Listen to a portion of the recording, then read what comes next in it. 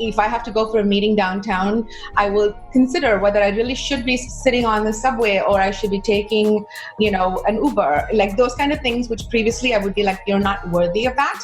Now they've become mathematical decisions. This is Insight, scaling lessons from the street. In this series, we mastermind a set of topics plaguing women entrepreneurs on a mighty growth path, such as mindset, business modeling, sales, marketing, finance, and legal. Whether you're looking for world domination or to work less while being more profitable, you'll find learnings in here from women who know the journey and fight in the trenches every day. Insight is co-hosted by Andrea Henry, Megan O'Neill, Shelagh Cummins, Susan Diaz, and Wendy Brookhouse. My name is Andrea Henry, and I am one of the co-hosts of Insight. I am the founder of Henry Business Law, and I'm a business lawyer who is passionate about working with women entrepreneurs to set up a strong legal foundation so they can scale with confidence. Each week, one of us will moderate a discussion around a topic of growth close to our hearts and bottom lines. And this week, I would like to talk about making time for self-care as a woman entrepreneur. Especially when we're now starting out and we're doing everything in the business and then everything at home. And I did this for a few years. I went, with just a few hours sleep, no exercise, no vacation, no time for myself. And eventually my body revolted. And because I would not voluntarily stop, it made me stop with a breast cancer diagnosis. And what I found was my belief that I needed to spend all of my time in the business and whatever little time was in the business with my kids. When I was forced to stop and forced to prioritize my health, the business actually grew. Who'd have thunk it? It's a complete surprise to me. I was convinced I was going to lose my business. So I'm interested in hearing from you ladies what your experience has been with making time for self-care beyond the demands of the business, beyond the demands at home, and particularly how you've been able to negotiate responsibilities at home to make sure that you get the time that's not directly going into, revenue producing activity, but the time to replenish yourself. I do have a lot to say on this subject, and some of it stems from the work I do, but I'm very, very, very blessed in that my husband and I work together, and he 100% supports me and, in fact, pushes me where I need to be pushed in terms of knowing that, yes, you have to go to networking things at night, and sometimes you don't feel like it, and he's like, you have to go. So, and I don't get that. Why are you going out? What are you doing that? How can you be away from us? All those, I don't get any of those messages. So I know that I'm in truly a unique situation because I know other entrepreneurs that do not have that same amount of support. So I truly understand how important it is. We jokingly have a system called blue and pink jobs. And somehow most of the laundry and cleaning has made its way into a blue job. So I've managed to, escape from some of the things that I have zero innate ability in. So it's quite helpful from that perspective. But I'd like to chime in a little bit from the perspective I see on the money side of things, and having that house in order is actually self-care. So if you don't have your money in order, there's studies that show 74% financial challenges can impact your emotional health. 40% of mental health issues have a root in finance. So if you're not looking after your money, it is affecting your self-care in a great, great manner. And so I tell everyone, just get a plan. Go see someone who understands that money isn't just math, and that can guide you through that process and help you set up systems, because again, that will help your self-care and allows you just to focus differently. And when we think about the stress and anxiety around money, this is where I get on my little bandwagon, if you will, because this is kind of my driving purpose. Is how I will change the world is by increasing people's financial health and their financial confidence. And when they do that, if you think about how much time and effort you spend thinking about money, worrying about money, thinking about where is it going to come from, what am I going to do with it, if you can shut that down even 50, 60, 70%, and then redirect that energy that was previously not good energy into good fun things with your family, with your job, with your community, you're changing the world yourself just by looking after your money. So I'm going to get off my soapbox, but that's my passion piece around the money. Cool. I feel like I sort of have two kinds of weeks, Andrea. Like I either have a week where I'm putting out fires, it's pure chaos. I always feel like I'm running. I never feel like I'm on top of things. I'm going in circles. My temper is short, and I'm a pretty calm person, but I'm exploding when I wouldn't normally explode. I'm eating what I normally wouldn't eat. So I have those kinds of weeks. Yeah. And then I have other kinds of weeks where I'm a little bit calmer, I'm clearer, I have more space to be able to give to the kids, to my husband, to me, to the business, to my clients. And I've been trying to figure out what is the tipping point? How can I make sure that I have more of the latter than of the former? And for me, it's in micro moments.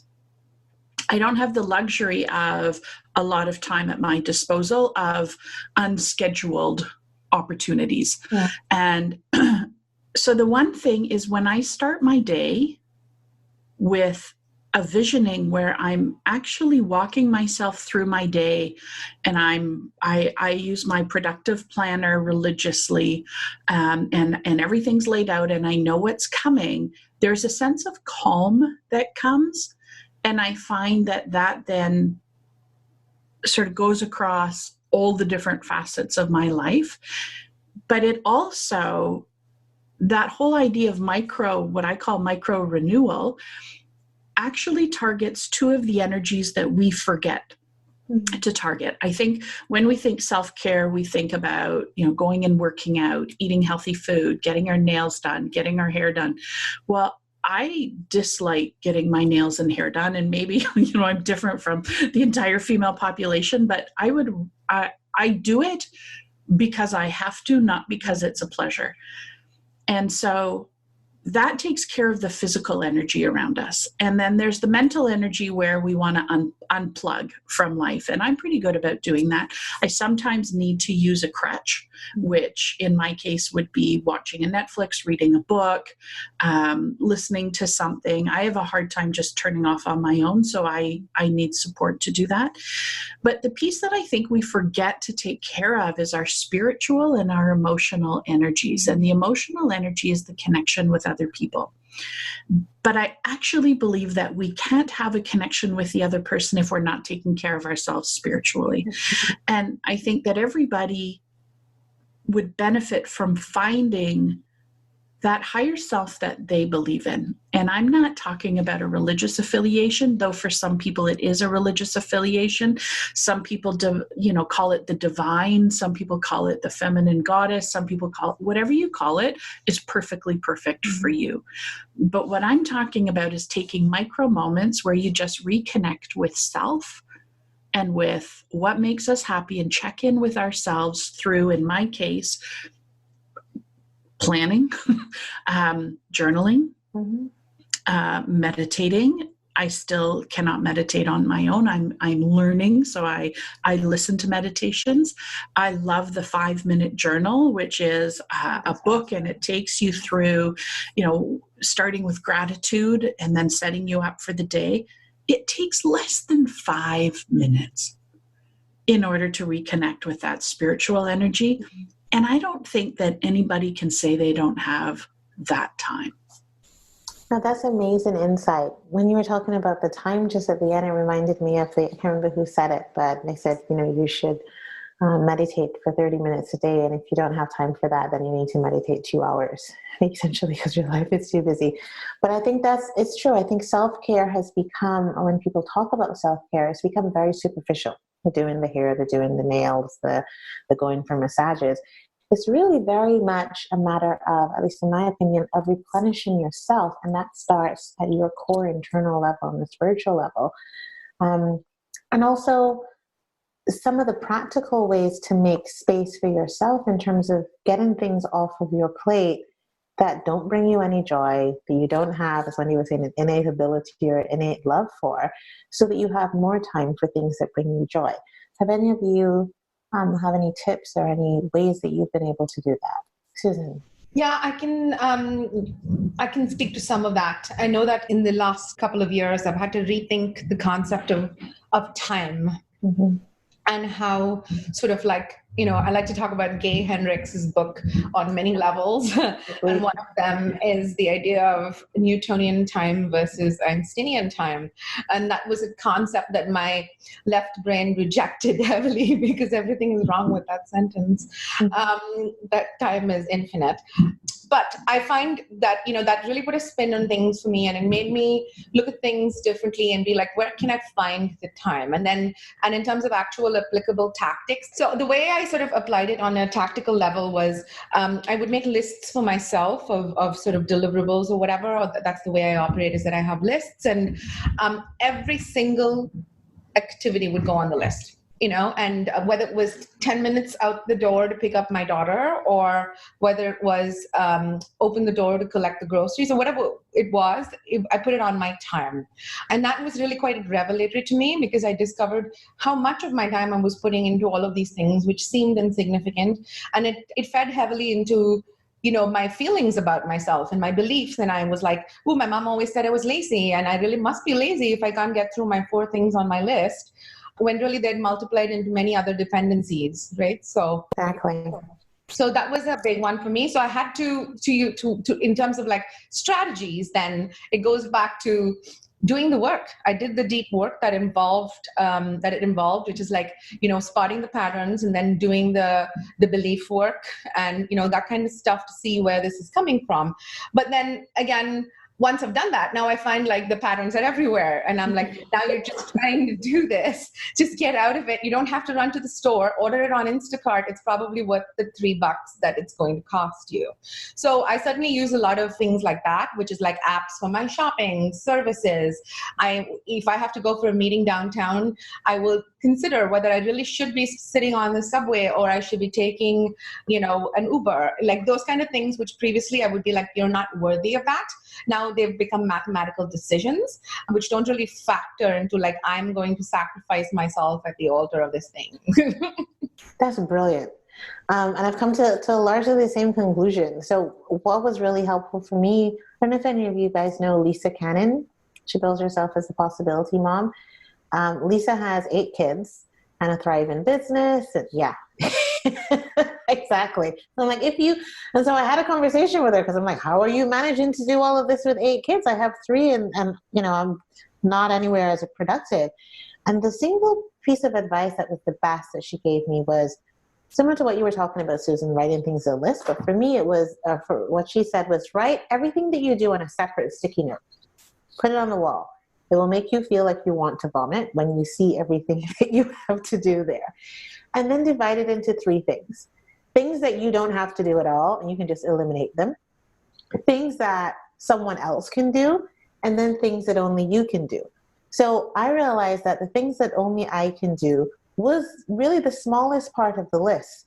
And there were tons of other things that I either didn't need to do at all, or someone else could do for me. And so at this point, I really evaluate things according to, do I really like to do this? And can someone, I know we talked about pricing earlier, in this instance, I still use my hourly rate, and I think, can I pay someone less than my hourly rate to do it? If the answer is yes, it gets delegated, just no questions asked. Because what I've realized is that time that you get back to think and be present and to be in your zone of genius, as Gay Hendricks says, is worth so much more than the money that you spend on the Uber, or the money on the assistant, or the person, delivering the food to your house.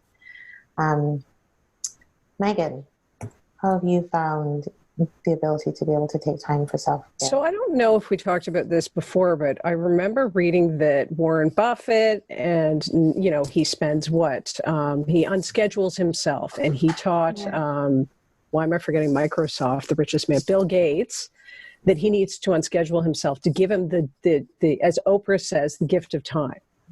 One of the things that I think that happens, and we're all women here, and I'm assuming that most of the people listening to us will be women, is I think that we get really disconnected. I can say that I can get really disconnected from myself. And in one of my incarnations, I used to work with couples, and I would sit down when couples came into my office and they were trying to improve their relationship. And I would get them at the end of the end of the time I was working with them, I used to ask them to list their 5 values in the order of importance. So, I'll just give an example of one of mine is fun. And I think that, actually Shelagh had asked this question the other day in terms of her business. Listing your values, I think, will give you a clue in what you need to pay attention to. So say fun is one of your values, or honesty, or for me, it's nature. Like being in nature is a big value to me. I need that. I've always had it. I didn't really necessarily understand it was a value until I sort of sat down and started to go through what are my most important values, because whatever is number one is what you need to pay attention to. And what I used to say to the couples is that often when they didn't share the same values, like the same three values, their top 3 values, they were often in trouble.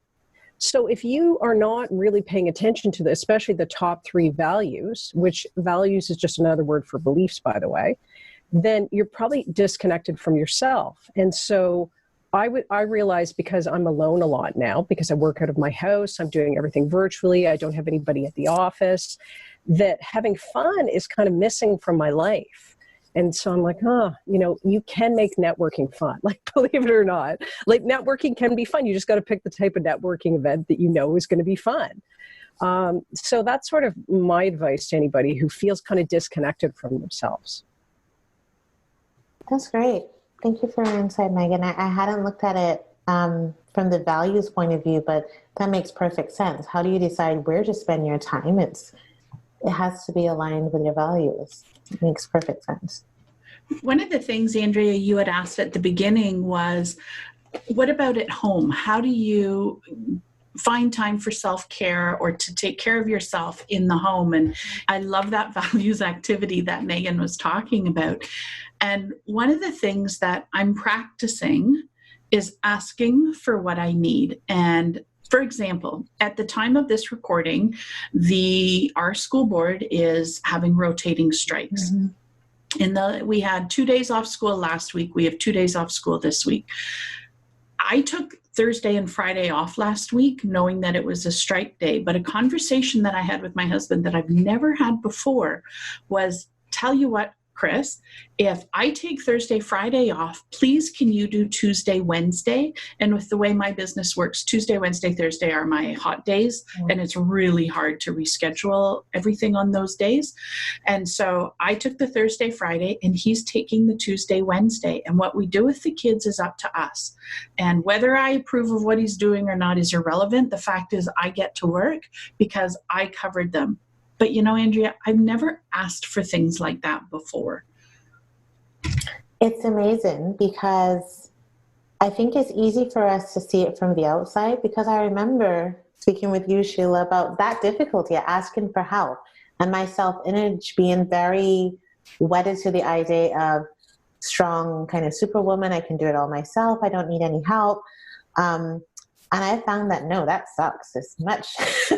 much better and much easier to just ask for help and ask for what it is that you want, and to not feel, I don't know if any of you, those of you ladies who have kids, I felt a lot of guilt around taking time away from my children. I was like, if I'm not working, then I should be with them, because otherwise somehow it will scar them if I don't spend every waking minute with them. And what I've realized is I'm a better mom when I have some time to myself, when I can replenish myself and connect with the spiritual. I'm like they said the other day, they're like, you don't even shout anymore, which was nice. I don't think I shouted that much to begin with. But I am a calmer and more patient mother because of that. So I think really giving ourselves permission, I talked in one of the earlier episodes about being the golden goose, but really understanding that, as the leader of your business, as one of the important people in your home. I'm a single mom, so I'm the person in the home. that it's really important that you look after yourself, because everyone else that's dependent on you, your team in the business, the people that you want to impact, and in your home, your partner and your children and your other family members, really depend on you being healthy, not just physically, but emotionally and spiritually and mentally. And that really, if you want to find a way, how I had to start when I started off, I had to justify it. This is how messed up my brain was, but I had to justify it by saying, I need to be healthy to do well in the business. And that's how I had to justify to myself taking self-care, which sounds kind of ridiculous now. But if that's where you are, where I was, a couple of years ago, then use it as a justification, because in the end, it will benefit your business and it will benefit your family. And really all you have to do is ask. A lot of times people are not mind readers, right? Your team doesn't know how they can help you unless you tell them. Your family doesn't know how they can help you unless you actually tell them. And then Sheila, you made a really good point about not being invested in how they get it done. And so I've had to learn how to do that. It might not get done how I want it done. The important thing is that it's done. And the Queen of England is not coming to visit. It doesn't need to look, it doesn't need to be at that level. And a little addition to that, Andrea, if I may, is sometimes it helps to remove yourself from the space in which it is being done, so that you're like less anxious by it. So I've learned how to do that. It's like, if, because we work from home, if the thing is happening at home in which someone else is watching the children, then go somewhere else, Yeah. And don't micromanage what you've delegated. That's it. That's perfect advice. All right, ladies, any other insights? I think for me, I certainly struggle with the part of it which comes to the definition of what self-care looks like for me, And again, back to what Sheila was saying before, is that it looks nothing like the sit in a bath with bubble bath with a candle. That's not my thing at all. I'm claustrophobic and I would get anxious if I tried that. But I think it's taken a long while to realize that the things that I enjoy doing are not at all on those lists. I like to have long chats with friends. I like to take a walk. I like to solve people's problems, even if it's for entertainment. So those kinds of things help me to get to that place of being like, what, it doesn't have to be like, self-care is not a chore. And if it's a chore, it's probably not really renewing you a whole lot. And, I don't respond to the traditional boot camp way of doing things on many fronts. So for me, it's been a long process of discovery and trying to be like, oh, in this moment, I feel slightly happier than I did before. So how can I make some more of this happen? It's interesting you talked about forcing yourself, because I do find sometimes I have to, because I fall into that rut of by the time I get home, I'm just so tired. I don't want to do anything, but I know my mind at some level knows that if I just get up and go for the walk or do something, I will feel better and I will have more energy. But it's that getting over that plateau of, man, I just want to watch TV. And then I know that if I can do it, it will make a difference. It's so funny, Wendy. I once said to Sheila, I believe, which was like, I really enjoy people, but when I'm making the plans with people, I'm so all over it. And then in the day leading up to it, I feel dread. And I think of all the possible ways in which I can cancel this. I won't cancel it, but I'll still think about it. Absolutely. Yeah, and that's what I have always done. Is that, you get really tired, but I know that I am more of an extroverted person than an introverted person. And when I'm not around people, because I'm in the basement in my office, that I can get a little weird and I start to, go a little kooky. So what I do is I will say, okay, I don't necessarily want to go out. I think I'm tired, especially when the winter falls around, but I'll go for an hour. Yeah. And that hour will replenish my soul. Just to go out maybe for a drink and talk to my gals for an hour will be something that will really feed me. Mine's the opposite. I'm more introvert than extrovert. So it's become important to carve out time. So if I know that I'm going to an event, or I know I'm going to do a speak-in or a networking event, or I'm going to be out with the kids for a long time, I have to carve out like an hour or so after where like kind of no one is allowed to talk to me. My children leave mommy alone for a little bit, because that's really important to me. If I'm not in a position where I can spend time by myself in some quietness, then I get a little weird. So I think it's really about, understanding who you are. And I had a day, I was on vacation earlier, and I had a day which was, what does Andrea want to do? And that was literally it. The whole day was just like, what do you feel? I didn't plan it. I literally asked myself after every activity was done, okay, well, what do you feel like doing? And it was brilliant. It was such a novel experience because we live such structured lives, right? We have our clients' appointments, and we have appointments with our team and our family. And so having that little bit of unscheduled time, Megan, what you were talking about earlier, is fantastic because it allows our brain to kind of go into that fantasy world of what would you really like to do? What's really important to you? What would be fun? And once we are carving out those little, to me, that self-care, carving out that time to do what really, sets your heart on fire. And what I have found with my friends who are mostly entrepreneurs here in Ottawa is they actually have really embraced their creative side.